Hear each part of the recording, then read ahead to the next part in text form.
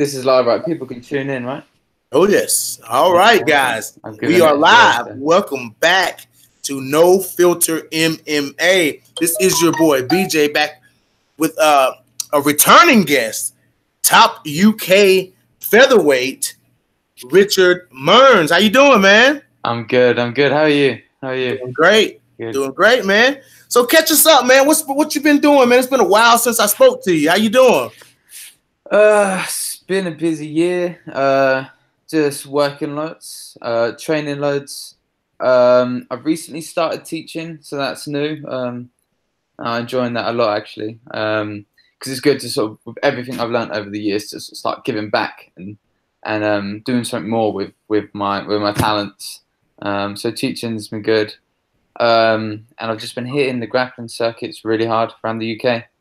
I did my first professional jiu-jitsu fight actually in, I believe that was end of January, early February.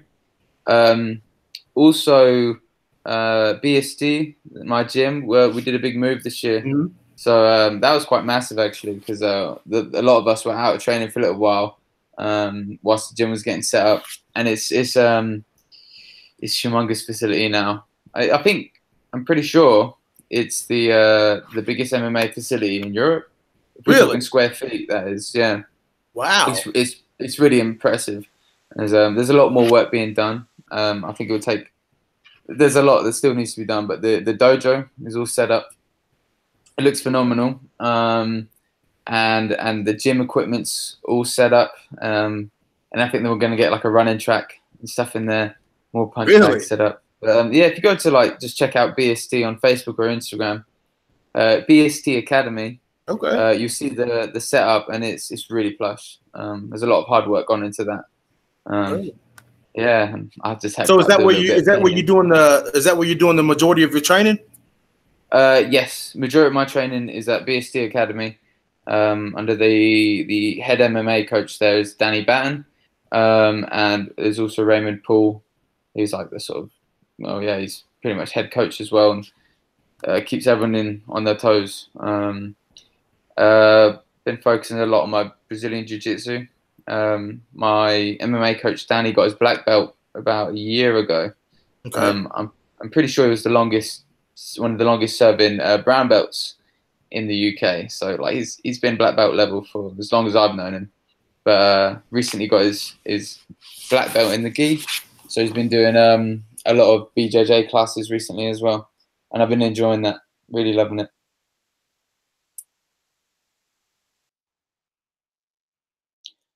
Oh, looks like it's frozen a little bit here.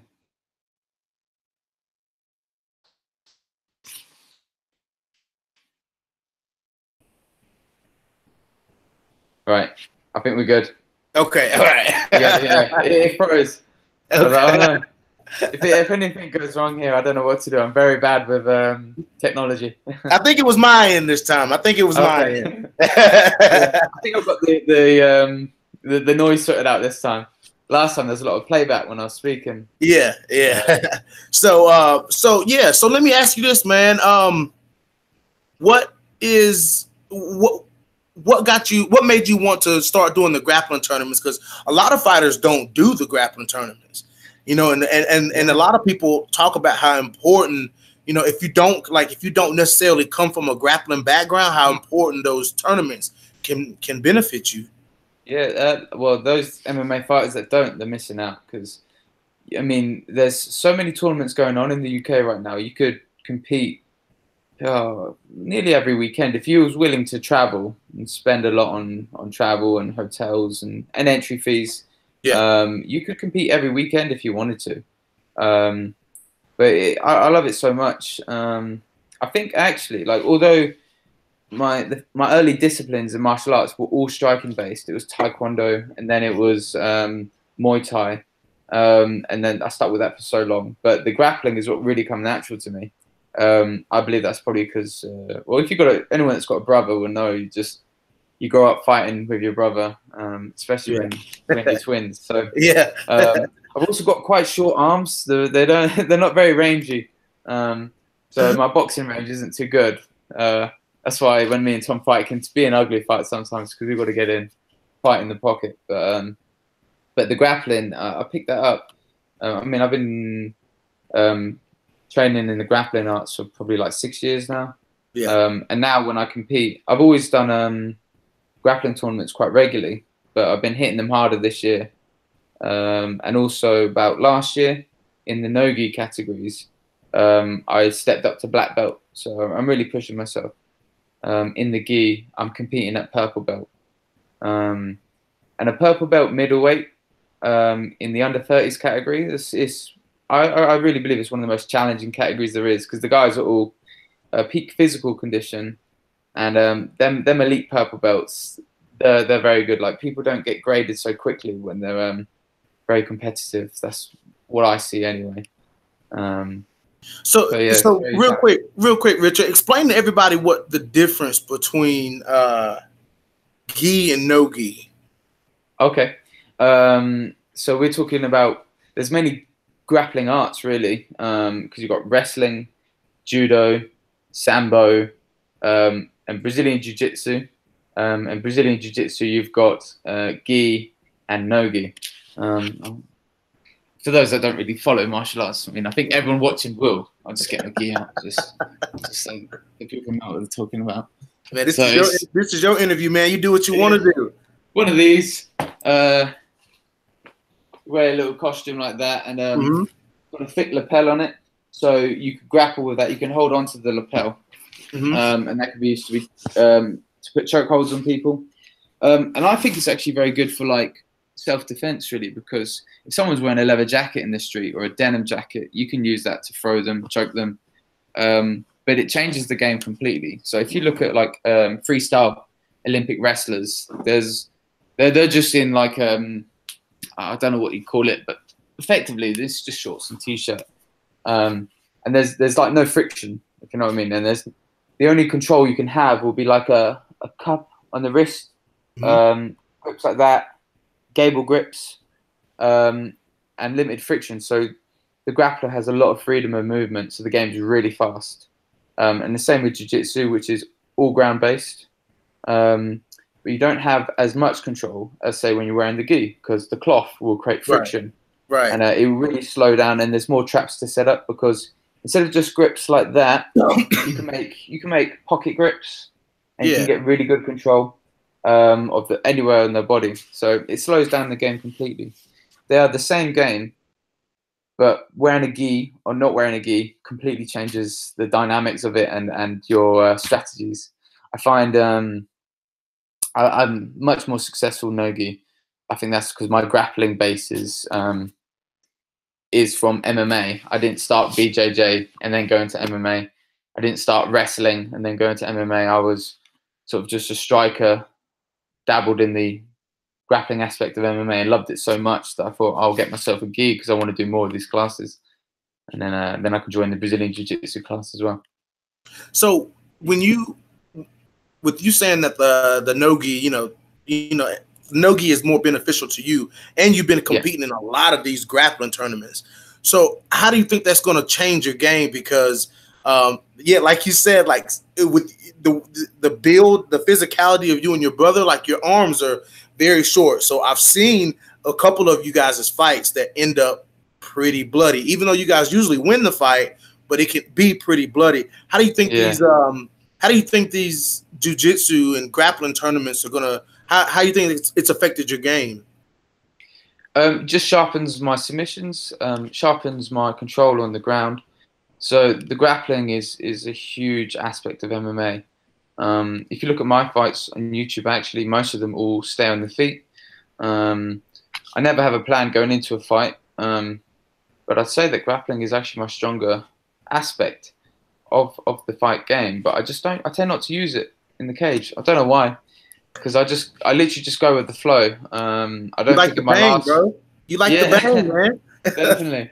It's a fight. I want to have some fun, and I guess, I used to do kickboxing back in the day. And when I do all these grappling tournaments, that maybe I miss the striking element as well. But I find the grappling is, for me, a lot more addictive because it's forever evolving. You might have the same technique, and you need to apply it differently, all depending on your opponent's body structure. their style of grappling. So there's a lot more to think about. But I like to do the tournaments regularly because it stops me from getting too out of shape. I'm known to be like my creature comforts, you know, which is not good if you're going to be a fighter. You got to be like on the grind all the time because you know when you're resting, your opponent isn't. So you've got to stay ahead of the game, and just keeps me on my toes. Like I might not have a fight coming up, but doing a jiu-jitsu tournament, it just keeps me on the ball. Yeah, and actually, my next opponent, I did some research on him, and he likes to grapple a lot. Goes for the double takedown a lot. So I'm comfortable. If he wants to take the fight to the ground, then I'm happy for it to go there. But it won't be by his choice. It'll probably be by mine. Okay. Yeah. All right. Richard said he's dictating the fight. He's going to dictate where the fight goes. All right. Yeah. All right. All right. So what kind of strength and conditioning work are you doing, man? Like walk us through like your strength and conditioning. Cause I know that's like especially when you're, if you're going into a fight, your opponent is grappler heavy. I know that the strength and conditioning is a big thing, you know, a big part of that. So walk us through that. To be honest, I think strength and conditioning is a part of my game that I could look at in much more depth, and I don't actually because I find I work full time, and then every evening I go to the gym, and I'm watching Danny demonstrate techniques, and I'm more focused on my technique, and there's so much to learn. Like sometimes I might have a bad day at a tournament or just a bad day at the gym, and I feel like a white belt again. So most of my focus is actually just on techniques. But in terms of strength and conditioning, when it's a fight, I work on cardio. I've got a half marathon this Monday, so I think that's about 13 miles. My average run that I went on a run before we was about to go on the podcast. I was like saying, "Oh, I'll catch you in a bit, but I'm just gonna go on a run." Just finished that. Started tracking my runs on Strava now. I didn't used to track them. I used to just run just to get my headspace. I used to always leave my phone at home. No one can contact me. I go for a run. It's just my time. But I'll take my phone now, just to track them because I thought I should start doing that. But I went for a run just about an hour ago. It was 8 miles, and I find my average run will be like 8 miles. So I do that a fair few times a week. Run about 8 miles. If my body's too sore from training, then I'll go swimming. I went swimming last night with my brother. I think that's been good for his elbow to sort of rehab it. It's like just like minimal pressure you get from the water, and you get to practice a good range of motion. So conditioning for a fight for me is usually sprints, long distance running, and swimming. I tend not to do much weight-based stuff. One guy, I might take a leaf out of his book for like next time, but I see Michael Chandler does a lot of hard conditioning, and I would actually like to start training a bit more like that. I just found out I was just too caught up in techniques at the moment, so just cardio. Yeah. Right. All right. Real quick, we're gonna deviate just a second. In the live chat, Reggie the Tree wants to know who is your favorite all-time MMA fighter and why. Wow. Okay. There are many, but it's been Frankie Edgar. Okay. The guy is my absolute hero, and it's that trilogy. Like what makes him so legendary is them trilogy fights with Gray Maynard. Yes, fuck yes. and I love Frankie Edgar. I think he's just an all-round great role model, great ambassador for the sport. I follow him on Instagram. You can see he's like a family man. He's fighting at the most elite level against the hardest competition, raising a family. That's a lot. And then I personally think he's one of the best lightweights we ever saw. I don't actually think he lost that belt when he lost to Ben Henderson. I had him. I mean, I was probably a bit biased because like the guy's my hero, but I had him up on the scorecards because I was counting volume of strikes landed and takedowns landed. And I think Frankie Edgar landed the higher volume of strikes and he got all the takedowns. But Benson Henderson did all the cosmetic damage. And I put that down because he's, I mean, Frankie Edgar, when he was fighting at lightweight and when he was the world champion at lightweight, he was tiny. Like, he hadn't even made his cut to featherweight then, and which was a good move. But it was just cool seeing such a small fighter with the odds stacked against him just prevailing. Like, and his fights was just so much heart you could see in him. Yeah, I think he's one of the. I used to say he was the best in the world, but you know, I'd say if we're talking GOAT status, undeniable. You can't really deny. You could say Frankie Edgar. I mean, some people say Frankie Edgar. I've heard Frankie Edgar. Is for me, he is. He's not like he's a true strategist.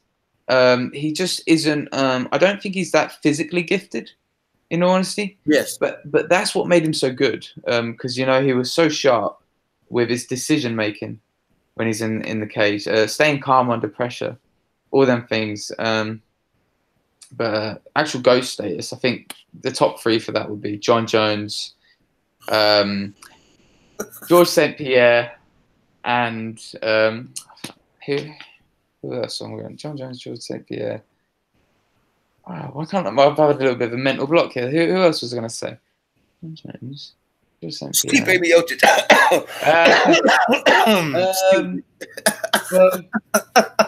he's I think he's phenomenal, Stipe.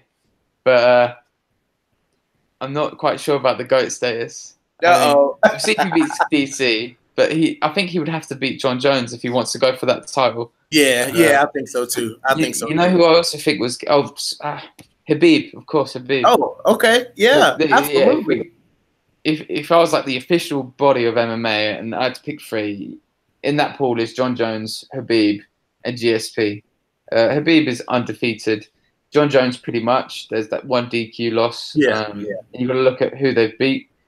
I feel like John Jones has a higher fight IQ than Habib because Habib's just so phenomenal at what he does. He's never had to deviate off that path. He's reckless too. John Jones isn't very reckless. Like the most reckless I've seen John Jones was the first fight against Gus.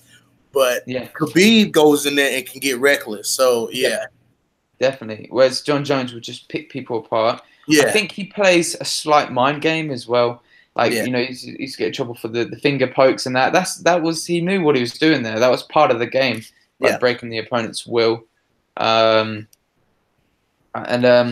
last fight when he kept sort of throwing them oblique kicks. So he showed the who did he fight last? It was Anthony Smith. Lionheart, and he'd throw the moment he showed the knee, you didn't know whether that kick was going to go to the thigh, midsection, or head height. He was so good at sort of deciding last minute where that kick was going to go. And it made him very, very hesitant, his opponent, to sort of what to do. Yeah, man, he broke Anthony Smith in there, man. I mean, I'm like, man, because when I see a fight announced that Anthony Smith is about to fight, I know it's gonna be fireworks, man. Anthony Smith got in there and froze. He froze. John Jones froze him up, man. He fought for a minute about getting that DQ win, and I would not blame him. Like he was really in hell in there. But like I think he calls himself the Lionheart.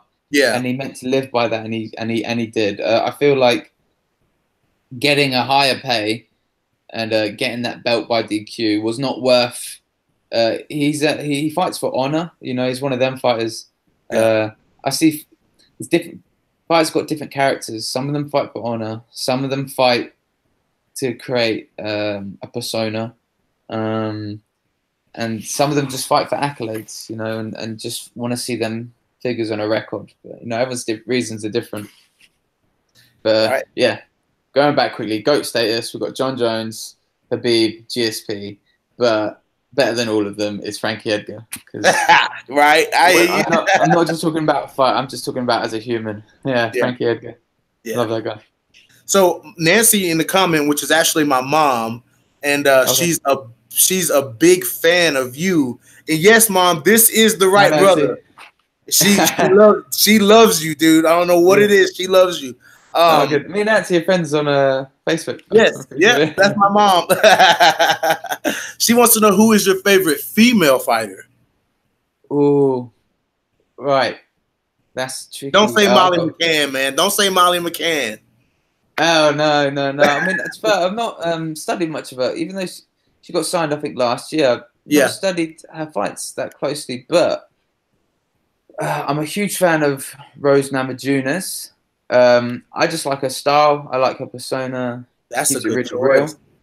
At the same time, I like her rival, Joanna Jędrzejczyk. For me, she's one of the most exciting to watch. Like she's a little bit of a villain. Do you know what I mean? But she was so entertaining. Just watching her Muay Thai. Her Muay Thai is beautiful to watch. It's sensational. Joanna Jędrzejczyk's really up there. Amanda Nunes, I think, is a phenomenal champion. Like, I think her boxing's devastating, but also the way she conducts herself. She's really a woman that's going to take female MMA forward. Like, she's a champion in the cage. She's a champion outside of the cage. She's really humble for someone so devastating. Devastating. I'm also a massive fan of Holly Holm. I think Holly Holm is a little bit underrated. Of course, she's always fighting the best, but she's a bit hot and cold. But I think Holly Holm is one of the greatest. I thought, well, she, of course, put an end to Rousey's reign. Was much needed. Much needed. That's a humble pie. I'm a massive fan of Rousey, and I always was a huge fan of Rousey's. I still am. I didn't like how she was trying to play up to the media too much. She kind of sold out on her authenticity a little bit. Yeah, everyone fell in love with her because she was so authentic. Nice smile, bubbly personality, really entertaining. Like, I wanted to see her win by armbar every time. I was just like, oh, can she get another armbar? It's ridiculous. Yeah, and she was great. She got a bit carried away with it, and I think the media kind of got to her a little bit. And kind of like what just happened to Tyron Woodley, if you ask me. Tyron Woodley's doing all this TV and this music and openings for this artist and doing this, and he lost the belt. He's not focused. Yeah, definitely. It's tricky because it's such a dangerous game. You got to get what you can out of it, and to see these athletes getting dividends elsewhere in TV and that, it's really good because it's just good to see them reaping more rewards. But anyway, so I'm back to the female fighter. I've not actually ever had to choose a favorite, but those that I've listed are, Michelle Waterson. She's brilliant. Like, I like her attitude a lot, but it's a toss-up between. I like Jędrzejczyk because she's the villain, and she's for me the most entertaining. I love to see her just display that Muay Thai. And Rose Namajunas, I just think is class. That's my girlfriend Kate. She loves Rose. You can't get much better than Rose, man. Outside of the cage, man. Rose Namajunas is just she's not like any other female fighter I've ever seen. I've never seen a female fighter, maybe besides like Chris Cyborg or maybe Valentina Shevchenko. Yeah. As so humble of a person as Rose Namajunas. So, I mean, that speaks a lot. I think the best is Amanda Nunes, and I think Holly Holm could be in the mix as being one of the best. But ultimately, Amanda Nunes is the greatest female fighter, in my opinion. But my fan favorites for me is Joanna and Rose Namajunas. Different reasons, though. One's the villain, one's the goodie, you know? But I like them both. It's great. Right. So let's get back to Richard, y'all. Let's get back to Richard. This is his interview. Let's talk a little bit more about Richard. Richard, so you're training so hard, man. I mean, I see you competing in the grappling tournaments. You have a fight coming up. You know, you run 13 times a week, 8 miles. What are you doing to recover? Like, what methods are you using to make sure that your body is recovering properly, and just making sure you're in tip-top physique? I tell you what, that's actually is the hardest part about training. I find is getting the recovery, because ultimately the most important thing for recovery is sleep. You know, going to them stages of deep sleep. Your brain produces all the growth hormone that's needed to repair. But when you work full time and you're trying to train like a full time athlete, sleep really. I suffer with that. Like I don't get as. I wouldn't say I struggle to get 8 hours every night, but ultimately that's the most important thing for recovery. I think is sleep, especially when you're taking shots to the head in training. Yeah. I use CBD oils, anti-inflammatory.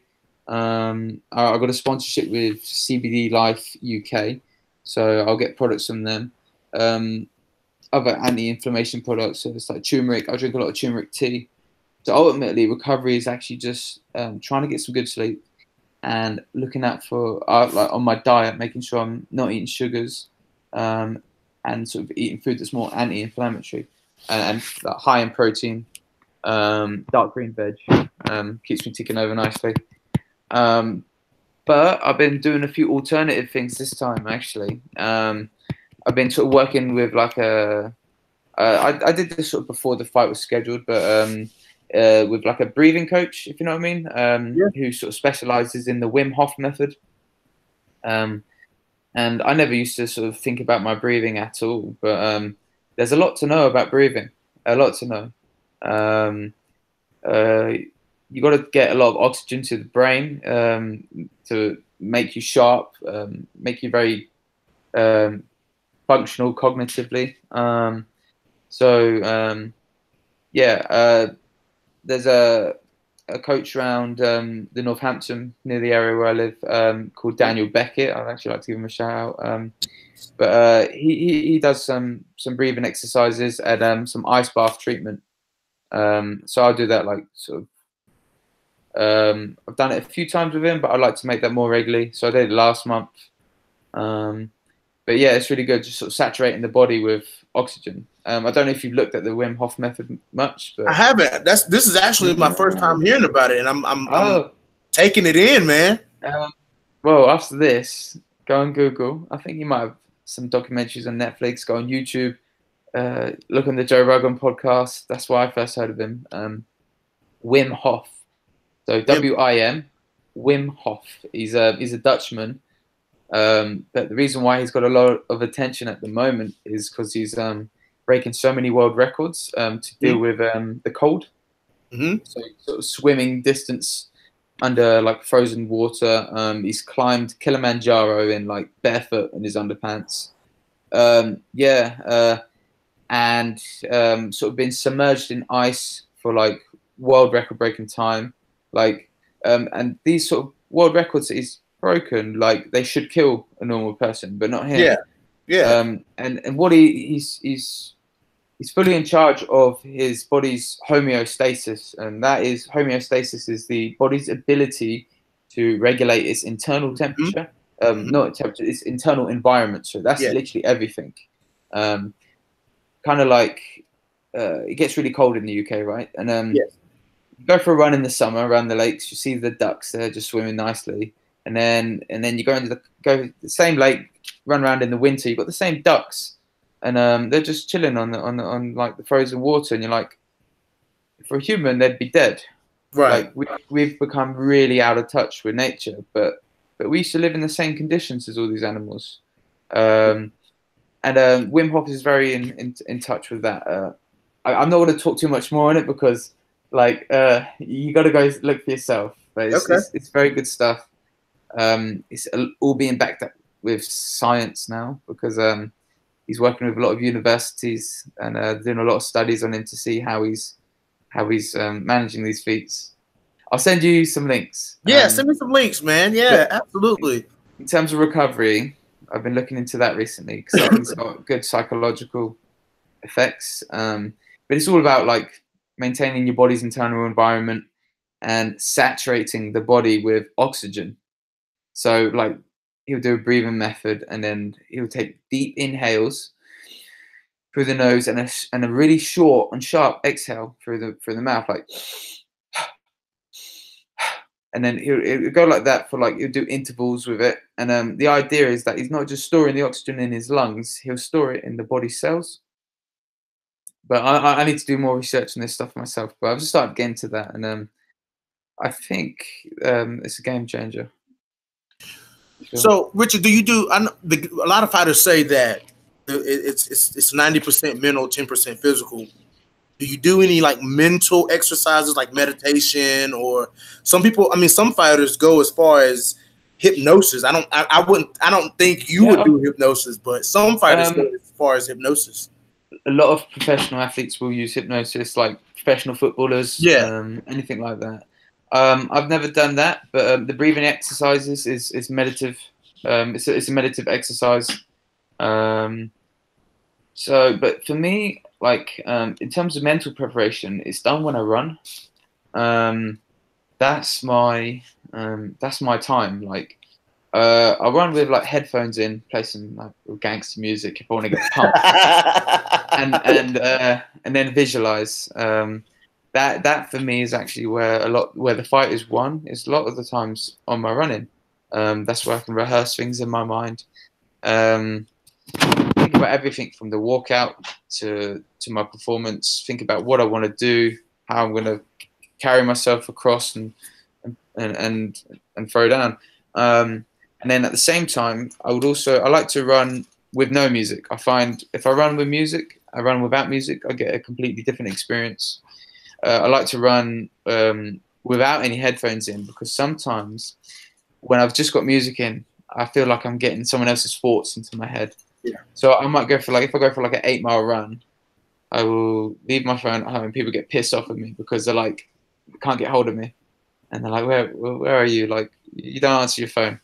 But I might be running. And that's just my headspace. I'll go for a run, just leave the front door and just go for like hours and just see where my mind takes me. That for me is meditation.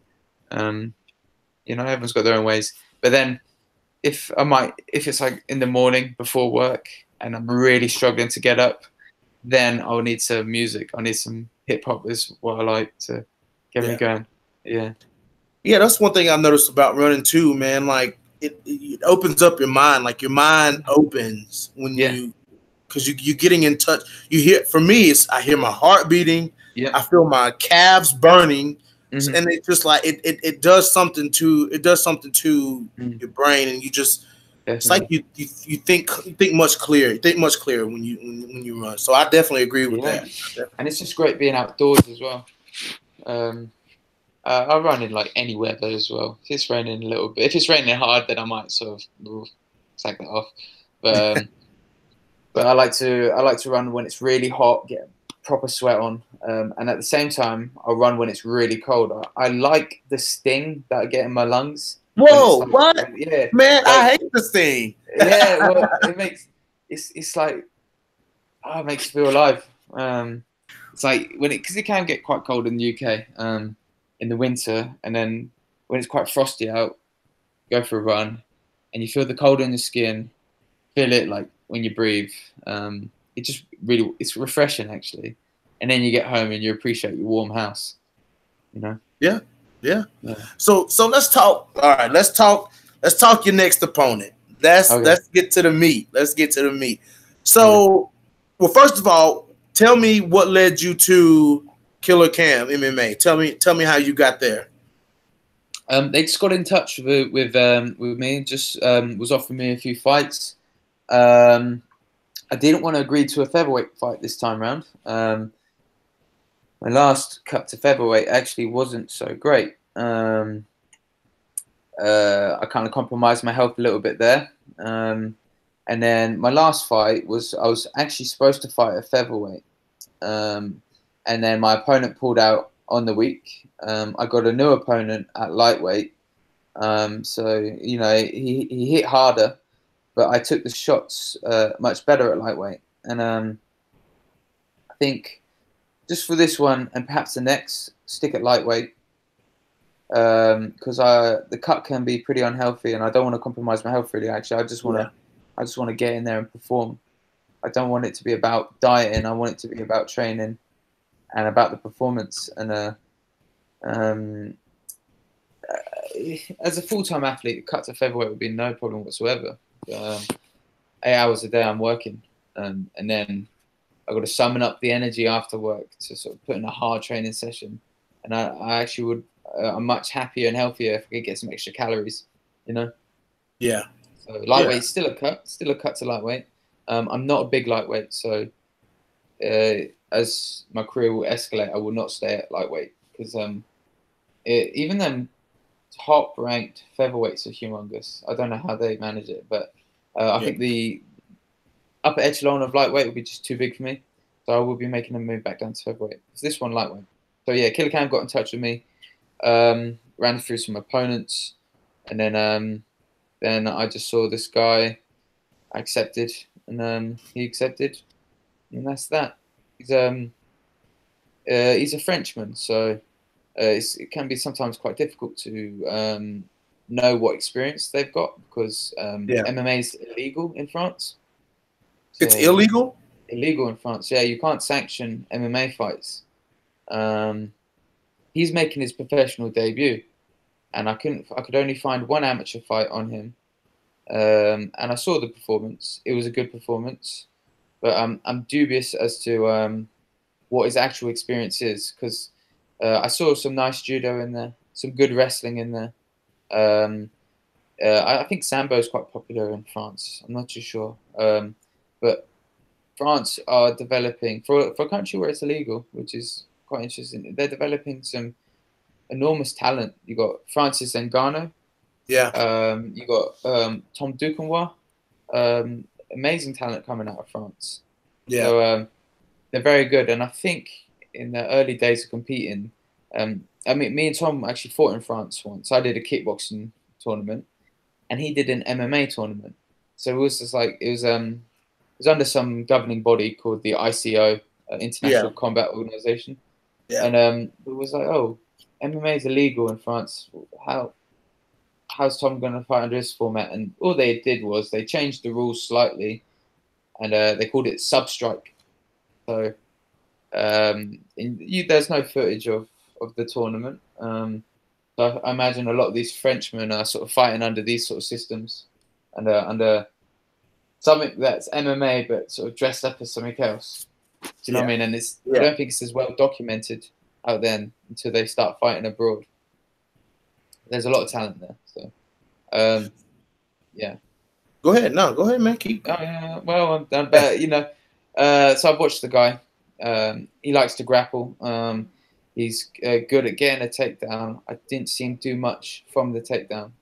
To me, he looked like a bit of a lay and pray type. And if it hits the ground with me, I'll be scrambling quick. I'm looking for submissions quickly, or I'm trying to get back to my feet. Yeah. Hey, man, I can't wait to see it. Can't wait to see it. So, God, I had a good question. I lost it. No, I got it. Okay. So, when you speaking about your weight cut, you and your brother are both little tanks. Like, you guys are tanks. You're short, you're stocky, and you hit hard. So, fighting at lightweight, what do you think is going to be different? I think one of you has fought at lightweight before, right? It was you. Well, my last fight was at lightweight. It was supposed to be featherweight, but my opponent pulled out. So the only opponent they could get me on that short notice was a lightweight fighter. Right. So what kind of cut do you make? Lightweight amateur. Say again? Well, it's a two-part question. Like, what's your walk weight, and so how much do you really have to cut to get to 155? Right. I work in kilograms mostly. Okay. If I'm out of shape, 78 kilos. Like if I'm sort of not overly out of shape, but if I've been binging, 78 kilos. Do you want me to sort of translate this into pounds? Oh, I'm looking it up as we speak. You're good. You're good. That's the American sort of unit of measurement, isn't it? So 78 kilos is when I'm heavy. And then when I'm maintaining a healthy weight, like, when I'm training's going well, it's 76 kilos. 76 kilos is sort of my walking around weight. And then fighting at lightweight is 70 kilos. So that's a 6 kilo cut for lightweight. It's actually very easy. Very easy, you know.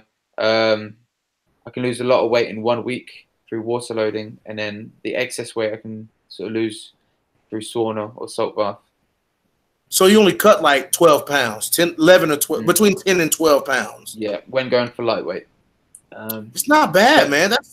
It's easy. It's an easy cut. But featherweight, it's an extra 4 kilos for featherweight. Yeah. But that extra 4 kilos is so much harder.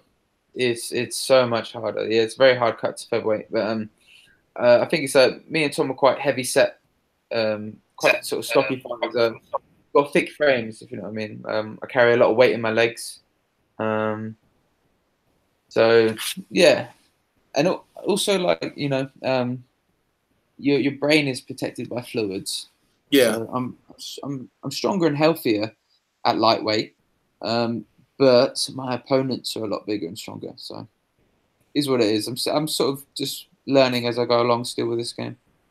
But Richard, you could be one of those like sleeper fighters. Like you could be one of those like kind of like Frankie Edgar at lightweight, one of those small guys who everybody's like, oh, I'm gonna beat this little guy up, and you just come in there like a bulldozer and just fuck him up, dude. Like you can. Yeah.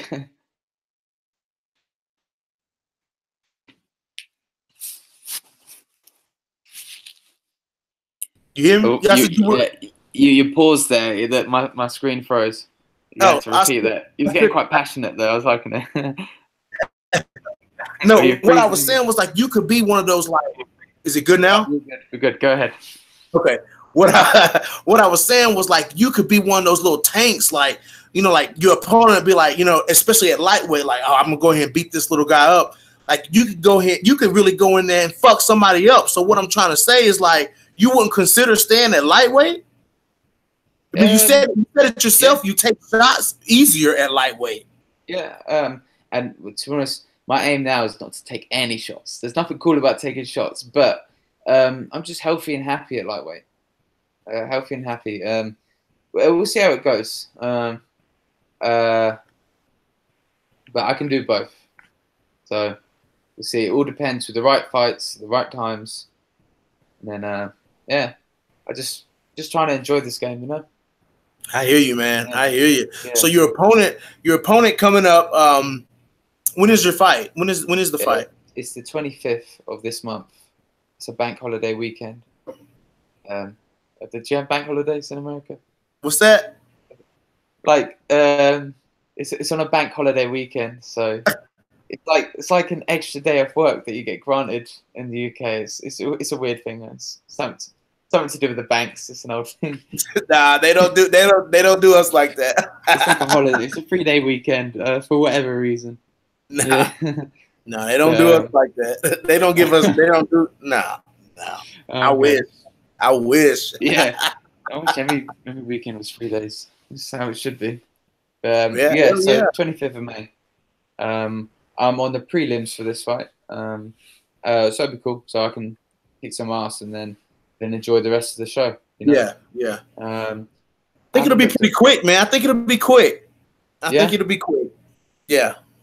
Yeah. Because I looked up, I did some research on your opponent, and I'm just like, I mean, you know, the guy's good and all, but I mean, I was like, you know, Richard's too, like, you and your brother are very technical. Like, that's the thing about you and your brother. Like, this guy is kind of like a scrappy fighter. Like, if you're, to me, there's two different types of fighters.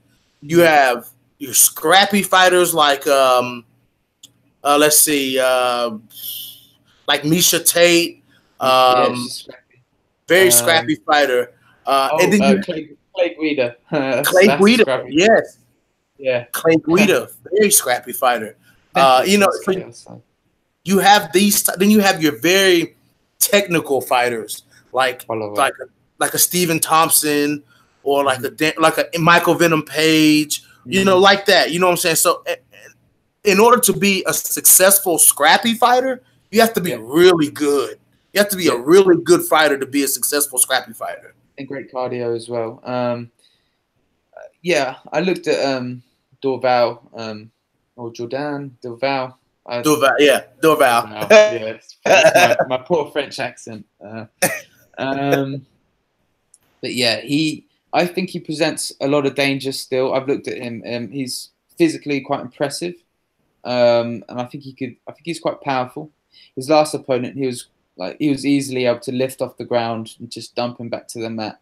I was not impressed with the ground game of his last opponent. So if he goes to the mat, like I said, I'll be scrambling quickly, and I'll be scrambling for submissions, scrambling for top pressure, or getting back to my feet. I don't think he can. There's no way he can control me, like he did his last opponent. Also, like we on Mondays at the gym, we Shark Tank. Shark Tank's a lot of fun. That's 25 minutes of like sort of live sparring, and so it's 5-minute rounds, and for every minute of each round, you get a fresh opponent trying to take me down. You know, and that's really? That's how we do this to all fighters getting ready, and it's great. It's a lot of fun. That sounds rough, man. It is, but I love it. Yeah, it's not that rough. It's not that rough. Hell yeah. Except for on Monday, like the head coach Danny was getting involved, and he beat me up bad. That was rough. Yeah, thanks, Danny. So let me ask you a question. Richard, because I like to ask this question to fighters, and I love the different responses that I get. Man, it's fucking awesome. So, all right, 2 rounds into a fight, right? Mm-hmm. You and your opponent going toe to toe. You done been hit, like you bleeding or whatever. They bleeding. It is what it is. What is the thought process of a fighter when they're deep in a fight? They can feel the blood on their face. They can feel shots they've been hit. Like what makes you keep going when you've been battered? You know what I'm saying? Interesting. You know what? Like when my first ever fight was an absolute dogfight. It was a kickboxing fight, and I was the much least, I had a lot less experience than my opponent, and I kind of just wanted to find out what kind of a man I was in that situation, and it changes, you know, and that's why I love fighting. It's just an ultimate test. You'll find out when you get there. Do you know what I mean? Some fights, you just dispatch them efficiently, like and swiftly, and other fights are pretty brutal. And I wish I had some footage of them. Like my first kickboxing fight was pretty hellish, and it was just kind of like I was not better than this opponent, so it's all about imposing my will on him. One time I fought. This was an above waist kickboxing fight, so it's a style of kickboxing that Wonder Boy was fighting in, and MVP before making their transition to MMA. So, and I fought for the ISKA English title, and I got munched round after round, and it was like it was seven rounds, and I was just losing each round, but it was just like not going to give up. I'm just going to keep going with this, and I'm going to try and finish this guy. So it's just all about determination, and I find out when I get there, you know, and no one's ever made me a quitter in a fight. Never. Yeah. It's tough, man. Yeah, so, and then you look at my brother when he fought Aiden Lee. You know, he's taking some shots, and he just keeps marching forwards. And I watched that fight. At the end of the fight, Tom was still in the fight. Yeah, he was the one that was having fun in there. I don't think Aiden was. And it's just forcing your will on them and just see who breaks first. And you know, my body might break, my will doesn't. Right. Yeah. So yeah, it's weird. You find out when you get there. It's like I don't plan fights. I just go with the flow. I get in the ring and then just see how it goes. It's a hell of a way to make a living, man. I can tell you that. Like my dad always says that. Like my dad, every time, like a couple UFC cards ago, I watched it with my dad, and that was actually the first time he's watched a full card. He was like, at the end of the card, he was like, man, he said, this is a hell of a way to make a living. I'm like, yeah, it is. The hardest way to make money. It's the hardest way. So you have to do it because you love it. You can't actually do it for any other reason because you're not going to do well. If you're motivated by anything else. And for me, I've done martial arts since I was a kid, and I've just never stopped, really. I wanted to be like Jackie Chan. That's why I started. But it was never motivated by money. And it's only now that I see that there is career in this that I feel like, well, I've got the talents. I've been training most of my life. I don't want to waste my youth and not pursue these things, you know. I want a life full of experience as well. So I'm not content just to do the job, go home and watch EastEnders. I want to do the job and see who else I can be as well and really push myself. So that's what it's about. It's just about me challenging myself, you know? Absolutely. Absolutely. So is your brother going to be in your corner for this fight? Not this fight, actually. Awkward. It clashes with my sister's 30th. So, your sister what? My sister turns 30 this year. So, okay. My sister Chloe. Shout out to Chloe. Chloe, how you doing? And it's her birthday very soon. So what day would that be? It's on the 7th or the 6th. I'm a bad brother. But anyway, she turns 30, and then she's got it's quite a milestone. So she's doing a party, and it's the same day as the fight. But I'll be at the fight, so I've got in my corner would be Danny Batten and Raymond Paul. I've done many fights without Tom in my corner, to be honest. So it's no issue whatsoever. My whole kickboxing career, I did out of a separate gym. Tom was not training with me back then, so he was not in my corner for them fights. Yeah. A couple of my early amateur MMA fights, he was not in my corner for. And then it's only sort of in the last sort of couple years, 3 years or so, that he's cornered all of my fights. So there's no issue. Yeah. Okay. Word. Yeah. So let me ask you this, Richard. What is, for one, I want to ask you this real quick. Mm-hmm. What we need a fight name, man. We need a ooh. I feel like I need to be sort of christened one, you know, like is that for me to decide? Yeah, man. People can put it in the comments. What do they think? To be honest, they'll probably like come up with something funny, won't they? I tried to actually my last live interview I did with Tatiana Suarez. I came up with a name for her too, and I've been coming up with a name for you, man. I said, man, I got to give Richard a name, but you know, so these are just my suggestions. I'm not saying you have to go with it, but I think a good name for you would be Pitbull. Pitbull. Ooh, Pitbull. I like it. Yeah. I like that. That's I'd say it's well describes my style. Yes. Definitely.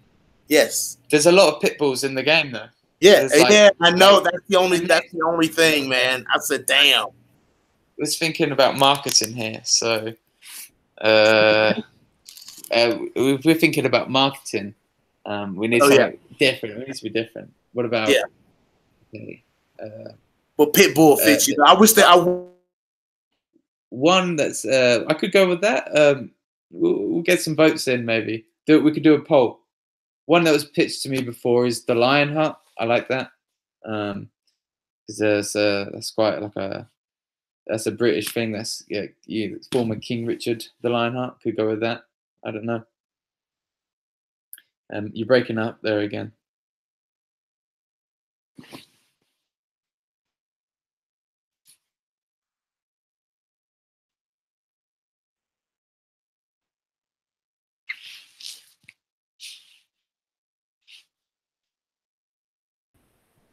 Oh, am I here? Back. Yeah, we're good. Yeah, we're good. Froze.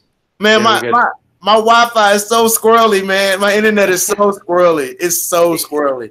Sorry about that. My laptop feels like it's getting a bit hot, but I don't know. But just keep going. Just keep going. Yeah, just keep going. So okay, so real quick, man, before my internet dies on us again, okay. Tell everyone what is your message to your opponent. Ooh. I know you and your brother are such calm, docile guys, but what's your message to your opponent, man? What message could I have for him? I'm gonna try to kick his ass. Like, I'm gonna try and hurt the guy. It's like I don't wish any bad thoughts on him. I've got his. I wish him well in that, but like, you know, when he's in there with me, I don't care for his safety. Respect, you know, this was the game's about respect. He's there to challenge himself. I'm there to challenge myself.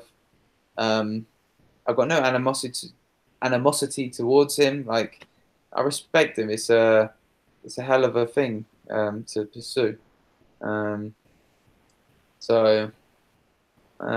would you deal with that if like you guys got to like weigh-ins and face-offs and this guy's like, oh, you know what I'm saying, like talking shit to you and like, how would you deal with that? I'd be fierce. Yeah, I would not back down. It's a fight. I don't need to sort of rile myself up like that. When I'm in there and the door closes, clicks shut, I'm kind of like, oh, no turning back.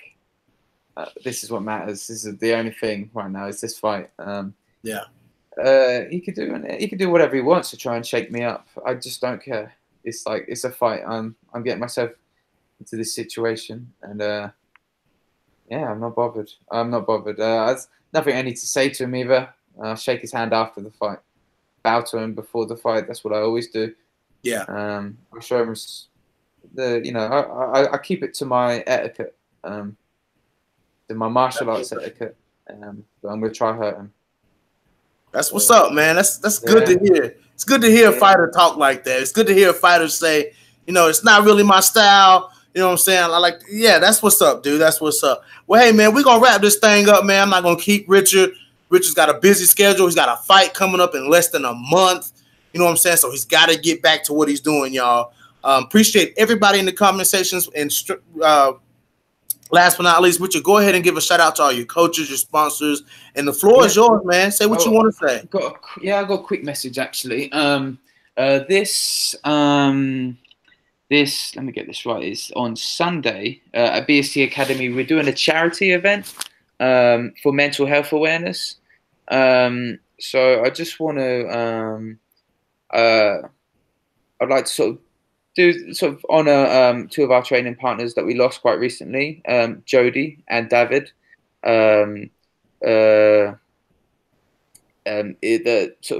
Due to ill mental health, really, and just look after sort of everyone you see. But we're doing an event this weekend, so we're doing 24-hour training session at BST. It's all to raise money for a charity called KILLACAM. I've shared a link on my Facebook. If you go onto BST's page, and you'll see a link there.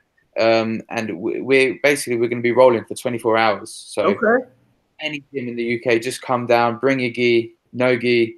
We need constant activity on the mat for 24 hours straight. You could do pads if you want. Come support, come donate. You can donate online. And CALM is a mental health charity. It stands for Campaign Against Living Miserably. And I don't know if you sort of follow the stats much, but suicide is something that has surpassed like heart disease and that in the UK as a cause of like mortality against is predominant in sort of men between the ages of 20 and 40. It's like the #1 killer in the UK, and I just think it's pretty insane. So we're doing something about that at the gym, and we want to raise awareness. So Sunday get down to BST, check out my page, check out BST's page, and donate. So just want to shout out to everyone that's going to help towards that. And then I want to thank all my coaches. That's everyone. I'm not going to run through all the names because it's like everyone I train with, they all play a part in this. Whether I like whether it's an opponent that I met at the tournament, like these jiu-jitsu tournaments were very civil with each other, but these people help bring me up. All my opponents, they help me get better. All my training partners, everyone I roll with. I do a bit of training at the MMA clinic in Romford, so I'd like to give them guys a shout out. It's been a long time since I've been there, but you know, everyone that's ever rolled with me, basically. And that's it. Just wish everyone well. You know. All right. All right. Everyone across the pond there in America. Guys, and hi to all the Johnson family. Oh, thank you. Hi, Nancy. Well, guys, you got it. Once again, my friend Richard Mearns, top UK featherweight, making his move to lightweight, May 25th.